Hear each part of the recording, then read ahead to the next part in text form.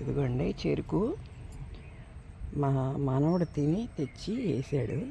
ఎర్ర చెరుకు అనమాట, బయట కొనుక్కొని ఇప్పుడే కాడ వస్తుంది. అదిగోండి ఎర్రగా కనిపిస్తుందా, ఇప్పుడే వస్తుంది. అది 7-8 దాకా పెట్టాడు. ఎన్ని అయినాయి గుబుళ్ళు? 1 2 3 అయినాయండి. ఈ పెద్ద అయిన తర్వాత అప్పుడు చూపిస్తాను మళ్ళీ. ఇది బాగుందండి, ఎర్ర చెరుకు దొడ్లో పెంచాం.